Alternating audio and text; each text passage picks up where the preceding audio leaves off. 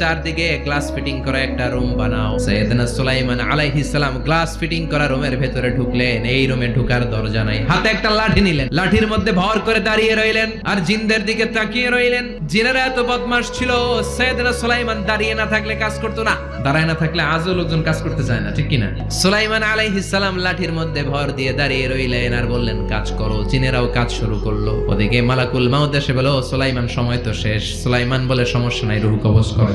মালাকুল মাউত ওইভাবে লাঠিতে ভর দেওয়া অবস্থায়, দারুণ অবস্থায় সাইয়েদনা সুলাইমান আলাইহিস সালামের রূহ কবজ করে নিলেন। উনি এমন ভাবে দাঁড়িয়েছেন, রূহ চলে গেল, লাশ হয়ে দাঁড়িয়ে রইলেন। লাঠির মধ্যে দাঁড়িয়ে আছেন, জমিনের মধ্যে লুটিয়ে পড়ে নাই। সুবহানাল্লাহ। জিনেরা মনে করছে বস দাঁড়ায় আছে, কাজ করতে হবে। করতে করতে পুরা প্রজেক্টের কাজ শেষ। ইন দ্য মিন টাইম ঝিঝি পোকা, উই পোকা সুলাইমান আলাইহিস সালাম লাঠির ভেতরে ঢুকে লাঠিও খেয়ে ফেলেছে। সাইয়েদনা সুলাইমান আলাইহিস সালাম ধপাস করে জমিনে পড়েছে। আর জিনেরা কয় হায় হায়, খালি খালি কাম করছে এতদিন। সুবহানাল্লাহ কইবেন না?